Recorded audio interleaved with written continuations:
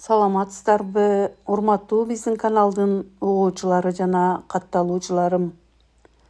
Жашоо окуялары каналында кайрадан сиздер менен чогуубуз.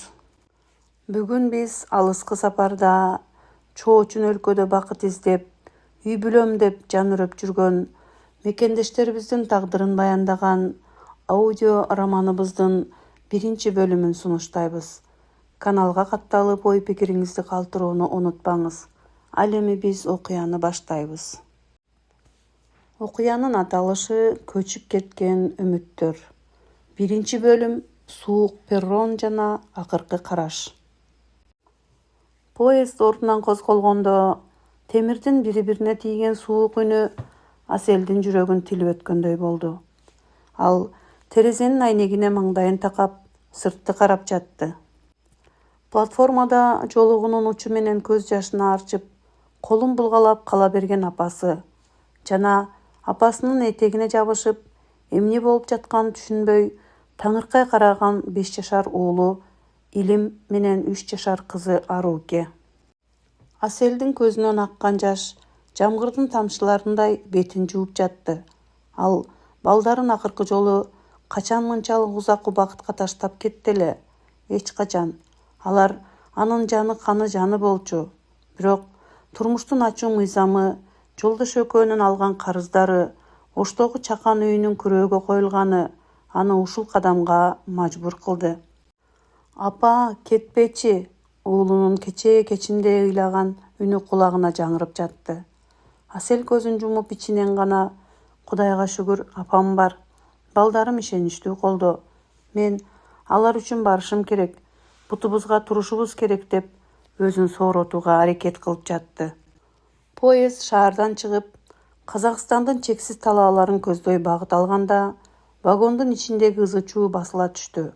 Ар ким өзүнүн матрасын салып орун алышкан.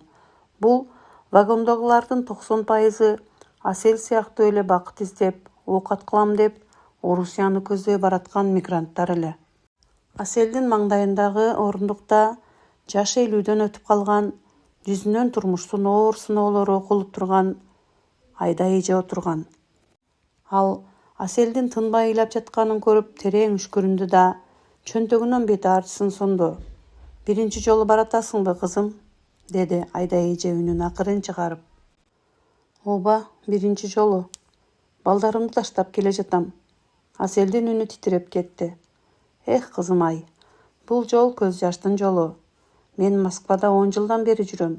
Балдарымды таштап кеткенде кичинекей эле. Азыр баары үйлүү жайлуу болушту. Бирок ошол балдардын балалыгын көрбөй калганым өмүр бою ичимдеги өкүнүч болуп калды. Антсе да башка айлабыз барбы? Сабыр кыл, баары жакшы болот. Кудай буйрса, карыздарыңдан кутулуп, балдарыңа кайтып келесиң». Айда эженин сөздөрү Аселге бир жагынан дем берсе, экинчи жагынан алдыда аны кандай гана оор сыноолор, белгисиздик күтүп жатканынан кабар бергендей болду. 4 күн 4 түн дегенде поезд Москванын Казанский вокзалына келип токтоду. Поездден түшкөндө Аселди чоочун, шаардын суук шамалы жана эбегейсиз чоң ызы-чуусу тосуп алды. Баары каякадыр шашышат, эч кимдин эч ким менен иши жок. Чоң мегаполистин булагымы Аселди коркутуп жиберди. Аны вокзалдан 1 жыл мурун келип, курулушта иштеп жаткан күйөөсү Нурбек тосуп алыш керек болчу. Асел элдин арасынан Нурбектин тааныш жүзүн издеп көздөрү элеңдеп жатты. Бирок Нурбек көрүнбөйт. Арадан жарым саат өттү. Вокзалдагы эл суюла баштады. Айда эже да туугандары менен кетип калган. Асел колундагы оор сумкалары менен жалгыз калды. Телефон чалайын десе, Орусиянын сим-картасы жок. Байланышка чыга албайт. Коркунуч бүткөн боюн бийлеп, жүрөгү кабынан чыкчуудай согуп жаткан кезде күтүүсүздөн артынан бирөө ийинен кармады.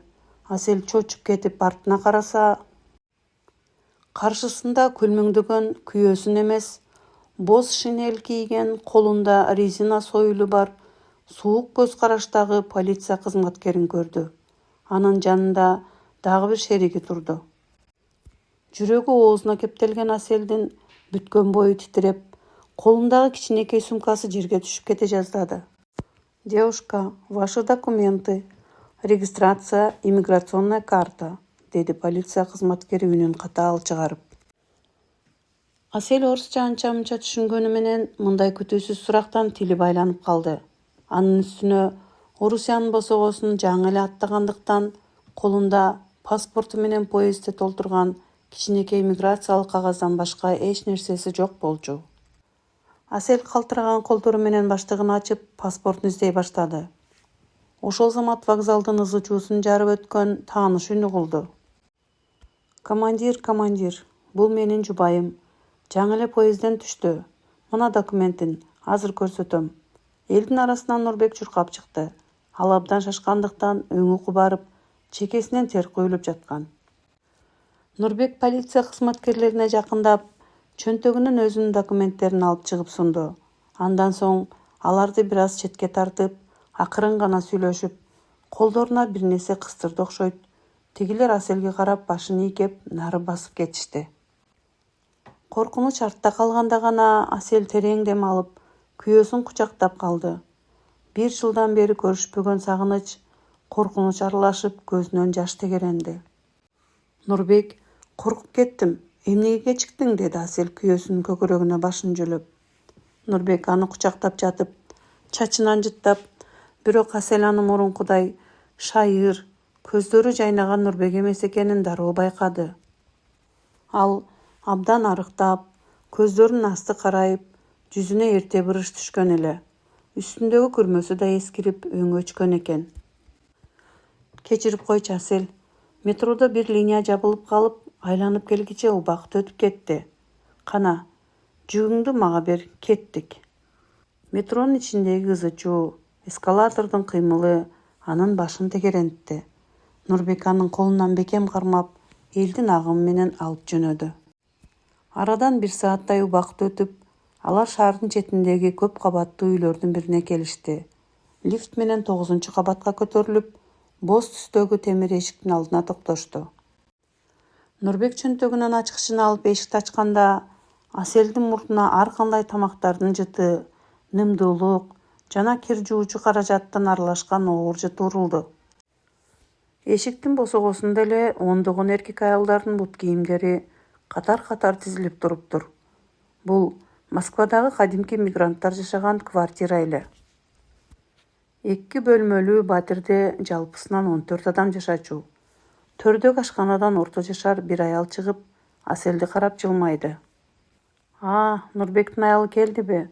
Куш келипсиң, сиңдим? Жол ката чарчагам жоксуңбу? Мен Гүлшайыр эжең болом, деп колун сунду. Жакшы келдим, рахмат. Асел тартына жооп берип башын ийкеди. Нурбек Аселди өздөрү жашай турган бөлмөгө алып кирди. Ал бөлмөдө 3 жуп 2 кабаттуу темир керебеттер тизилип турган. Бөлмөнүн ар бир бурчунда кийим-кечелер, сумкалар толтура. Биз мына бул төмөнкү орундукта жашайбыз. Ал эми жогоркусунда Жалал Абадтык бир бала жатат. Ал азыр жумушта. Биздин бөлмөдө дагы 2 үй бүлө бар, деди Нурбек үнүн акырын чыгарып, күнөөлүүдөй жер карап. Аселдин жүрөгү сыгылып кетти. Оштогу кенен, өзү каалагандай жасалгаланган чакан үйүн, балдары чуркап ойногон короосун эстеп, ичинен өксүп ыйлагысы келди. Бул жерде жеке жашоо, тынчтык деген нерсе таптакыр жок экенин ал алгачкы мүнөттөрдө эле түшүндү. Кечинде квартиранын жашоочулары жумуштан келе башташты. Ашканада тамак ичип жатканда ар ким өзүнүн жумушундагы кыйынчылыктарды, патенттин баасы кымбаттап кеткенин, дем алышсыз иштеп жатышканын айтып даттанып жатышты. Түн бир убак болгондо бөлмөдөгүлөрдүн баары уктап, тегерек тынчыган кезде Асел Нурбекке жакындап, акырын суроо узатты. Нурбек, сен мага телефондо баары жакшы, өзүнчө бөлмөдө турабыз дебедиң беле? Бул жашоо ушундайбы? Анан биздин карыздарды төлөөгө акча топтолуп жатабы? Нурбек терең үшкүрүндү. Ал Аселдин жүзүн карагандан качып, терезе жака көз салды. Асел, мен сенден көп нерсени жашыргам. Бул жакта баары мен ойлогондой жеңил болгон жок. Өткөн айда Мен иштеткен фирмам алдап кетти. 3 айлык айлыгымды бербей качып кетишти. Азыр мен курулушта эмес, түнкүсүн таксиде иштеп жатам. Батирдин акчасын араң берип жатам. Асел уккан кулагына ишенбей ордунан чочуп кетти. Демек, алардын карыздары дагы эле төлөнө элек болчу. Нурбектин 3 айлык айлыгымды алдатып жибердим деген сөзү Аселдин башына чагылган түшкөндөй эле болду. Оштун четиндеги кичинекей үйүн сактап калуу үчүн балдарын кусалыкта таштап, ушунча жерге келгенинин натыйжасы ушулбу? Асел бөлмөдөгү башка адамдарды ойготуп албаш үчүн жаздыкты тиштеп үнүн чыгарбай, ичинен өксүп ыйлап жатты. Түнү бою көзүнө уйку келген жок. Таң агарганда ал өзүн колго алып, Нурбекке карап чечимдүү сүйлөдү. Ыйлагандан пайда жок. Мен дагы тез арада жумушка киришим керек. Кандай жумуш болсо да иштейм, Нурбек. Бирок Москвада жумушка кирүү Асел ойлогондон алда канча кыйын болуп чыкты. Эң биринчи кезекте патент жана регистрация деген расмий документтерди жасоо керек эле. Ал үчүн кайрадан чоң суммадагы акча талап кылынды. Нурбек тааныштарынан карыз сурап, айласын таап, Аселдин документтерин бүтүрүүгө чуркап жүрдү. Арадан 2 жума өткөндөн кийин Батирде чогуу жашаган Гүлшайыр эже Аселди өзү иштеген чоң соода борборуна жумушка чакырды. Жумуш таңкы саат 7ден кечки 9га чейин соода борборунун ичин, дааратканаларын тазалоо эле. Асел өмүрүндө мындай оор жумуш аткарып көргөн эмес болчу. Алгачкы күнү колуна швабра менен чүпүрөктү алып, миңдеген адамдар ары-бери өткөн чоң залды тазалап жатканда, ичинен бир өкүнүч, намыс сезими өрдөп жатты. Ал өзүнүн мекенинде сыйлуу, эл кадырлаган адамдардын катарында болчу. Ал эми бул жерде ал жөн гана жүзү көрүнбөгөн тазалыкчы эле. Орус жетекчи аялдардын орой үнү, кээ бир кардарлардын маанайсыз караштары жүрөгүн оорутtu. Кечке чейин бутунан тик туруп иштегендиктен, кечинде Батирге келгенде буттары шишип, карышып, басууга кубаты калбай калчу. Бирок ал баарына чыдады. Себеби ар бир айлык алган күнү Оштогу карыздын бир бөлүгү жабылат эмеспи? Арадан 2 ай өттү. Асел Москванын суук аба ырайына, таң атпай жумушка чуркаган турмушуна бир аз көнө баштаган. Бирок анын эң чоң кыйынчылыгы балдарына болгон кусалык эле. Түнкүсүн телефондон уулу илим менен кызаруу экенин сүрөттөрүн карап, алардын жытын сагынып жашыруун ыйлап алчу. Күндөрдүн биринде жумушта жүргөндө Оштон апасы телефон чалды. Апасынын үнү титиреп, абдан тынчсызданып жатканы билинип турду. Асел, кызым, сени чочуткум келген жок, бирок айтпасам болбойт.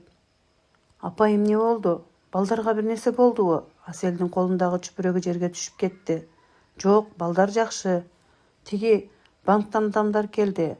Эгер ушул айдын аягына чейин карыздын пайызын жана негизги сумманын бир бөлүгүн төкпөсөңөр, үйдү сотко өткөрөбүз, бошоткула деп кагаз таштап кетишти. Мен эмне кыларымды билбей калдым, кызым. Аселдин бүткөн бою муздап кетти. Алар иштеп тапкан акча документтерге, Батирдин ижарасына жана тамак-ашка араң жетип жаткан. Банк талап кылган ири сумманы бир жуманын ичинде кайдан табышат? Жумуштан кийин Асел Нурбекти күтүп, Батирде тынчсызданып отурду. Нурбек таксиден түн бир окумда келди.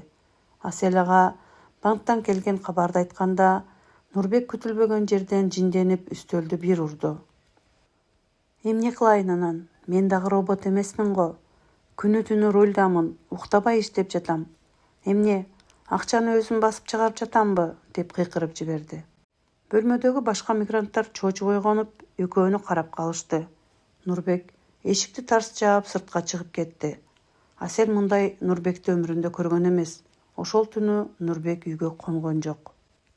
Түнү бою кирпик какпай, терезеден сыртты карап таң атырган Аселдин жүрөгү ооруп жатты. Батирдегилер жумушка жөнөшүп, бөлмө ээн калганда гана ал төшөккө башын катып, үнүн чыгарып, ыйлап алды.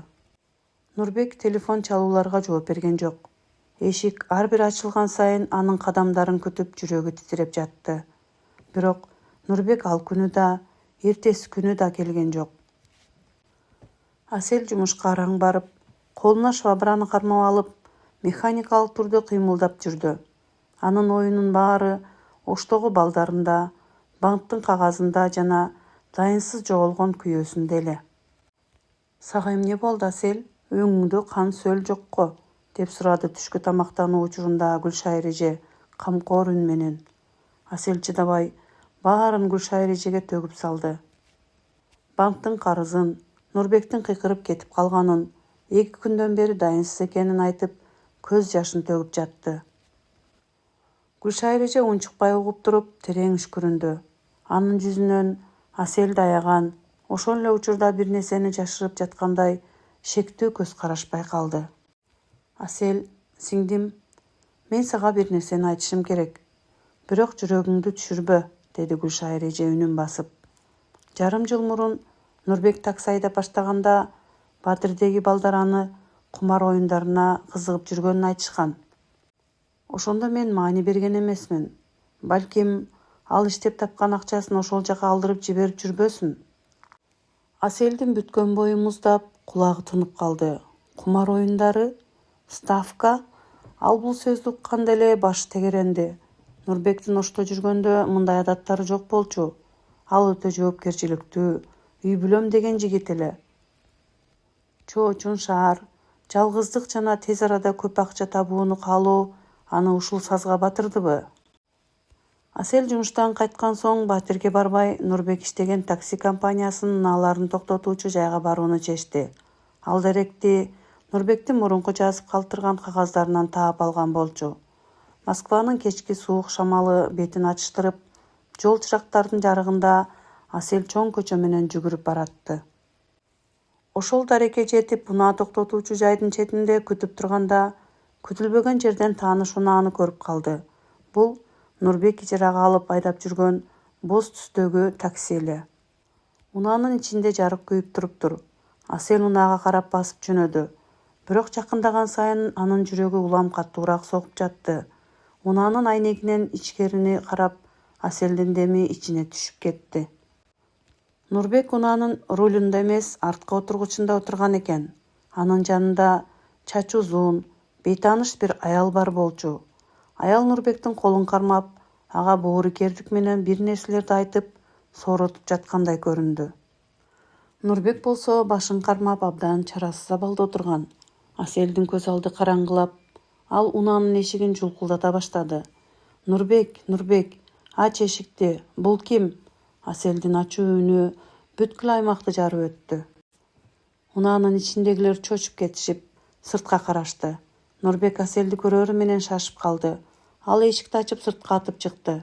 Асель, сен бул жерде эмне кылып жүрөсүң? Бул сен ойлогондой эмес. Токточу, укчу мени. Нурбек Аселдин колдорунан кармоого аракет кылды. Бирок Асель аны уккусу келген жок. Анын ичиндеги ишенич, махабат ушунча убакыттан бери чыдамкайлык бир заматта кыйрап калгандай болду.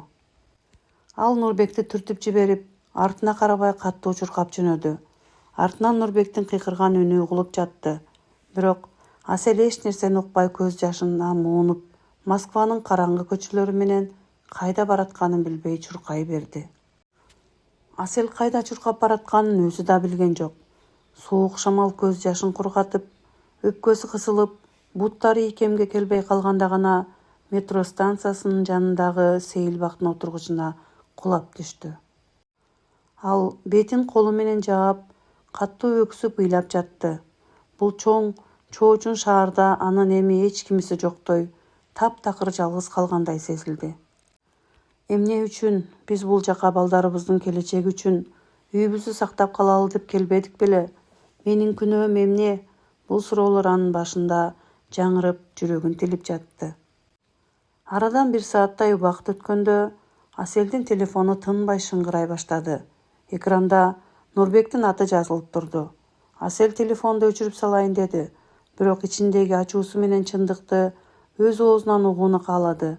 Ал жашын арчып, телефонду көтөрдү. Асель, Кудай акы, мени укчу. Сен баарын туура эмес түшүндүң. Кайдасың? Мен сени издеп жүрөм. Нурбектин үнү титиреп, ыйлап жаткандай угулду. Мага чалба, Нурбек. Мен баарын өз көзүм менен көрдүм. Сенин мага кылган кыянаттыгың ушулбу? Мен бул жакта күнү-түнү пол жууп, сенин карыздарыңды төлөйм деп жүрсөм, Аселдин үнү калтырап кетти. Ал аял менин кардарым эмес. Ал мен иштеген курулуш фирмасынын бухгалтеринин жардамчысы. Аты Лена. Асел, мен угуп койчу, өтүнөм. Батирге кел, баарын түшүндүрүп берем. Эгер келбесең, мен өзүмдү бир нерсе кылып коем. Суранам сенден. Нурбек телефонду коюп койду. Асел түн бир окумда Батирге кайтты. Ал бөлмөгө киргенде Нурбек керебеттин четинде башы мыжыгып отурган экен. Анын көздөрү кызарып, өзүн жоготуп койгондой абалда эле. Бөлмөдөгү башка кошуналар алардын урушканын укпаш үчүн сыртка ашканага чыгып кетишиптир. Асел босогодо туруп Нурбекти суук көз караш менен карады. Сүйлө, сени угуп жатам. Ал аял ким жана сен эмне үчүн 2 күн бою үйгө келген жоксуң? Нурбек терең үшкүрүнүп ордунан турду да Аселдин алдына келип тизелеп отурду. Анын көзүнөн жаш куюлуп жатты. Асел, мени кечир. Мен сенин бетиңди карай албай жүрдүм. Мен чын эле чоң ката кетирдим. Бирок сен ойлогондой эмес. Гүлшайыр эженин айтканы чын. Мен ставка ойноп жибергем. Биздин карыздан тезирээк кутулалы деп. Таксиден тапкан акчамдын баарын ошол жака салып утулуп калдым. Андан кийин дагы утам деп, өзүм иштеген такси компаниясынын унаасын күрөөгө коюп, дагы карызга баттым. Асел уккан нерсесине ишенбей артка чегинди. Ал эми тиги аялчы, деди үнү араң чыгып. Лена, мен мурун иштеген курулуш фирмасынын акчасын жетекчилер качып кеткенде, ошол Лена мага жашыруун жардам берген. Ал мага фирманын калган мүлктөрүнөн менин айлыгымды өндүрүп берүүгө убада кылган болчу. Бүгүн ал мага ошол акчанын бир бөлүгүн алып келген экен. Мен ага башымдагы карыздарымды айтып ыйлап жаткам. Ал мени жөн гана адам катары сооротуп жаткан. Арабызда эч нерсе жок. Кудай акы, мен сени гана жакшы көрөм, Асел. Мени кечирчи. Нурбектин бул сөздөрү Аселдин ичиндеги ооруну басаңдаткан жок. Тескерисинче ого бетер күчөттү. Күйөөсүнүн башка аял менен байланышы жок болсо да, анын кумар оюндарына берилип, үй бүлөнү ого бетер чоң сазга батырганы кечирилгис күнөө эле. Асел Нурбектин колун өзүнөн тартып алды. Анын көзүндөгү жаштар кургап, ордуна суук, чечкиндүү бир күч пайда болгондой эле. Демек, сен биздин акыркы үмүтүбүздү да кумарга тигип салыпсың да. Балдарыбыздын ырыскысын чачыпсың. Нурбек, мен бул жака сенин артыңдан карыз төлөйм деп келген эмесмин. Мен балдарым үчүн келгенмин. Асел шкафты ачып, өзүнүн сумкасын алып чыкты да кийимдерин жыя баштады. Асел, кайда баратасың? Мени таштап кетпечи. Нурбек анын сумкасын кармап жалбара баштады. Мен сени таштаган жокмун, Нурбек. Сен өзүң бизди эбак эле таштап кеткенсиң. Мен бул Батирден кетем. Өз алдымча иштеймин. Балдарымдын ырыскысын эми сага ишенбейм, деди Асел сумкасын колуна алып. Түн жарымында Асел оор жүгү менен Батирдин эшигин тарс жаап, сыртка чыгып кетти. Бул жолу ал кайда барарын билчү. Ал Гүлшайыр эжеге телефон чалды. Урматтуу угуучуларым, Аселдин жашоосундагы эң оор бурулуш башталды. Ал эми аялдын эрки, энелик сүйүүсү аны кандай ийгиликтерге же кыйынчылыктарга алып барат? Мунун баарын биздин кийинки бөлүмдөн уга аласыздар. Каналга жазылып, ой-пикириңиздерди калтырыңыздар. Кийинки чыгарылышта жолукканча аман-эсен болуңуздар.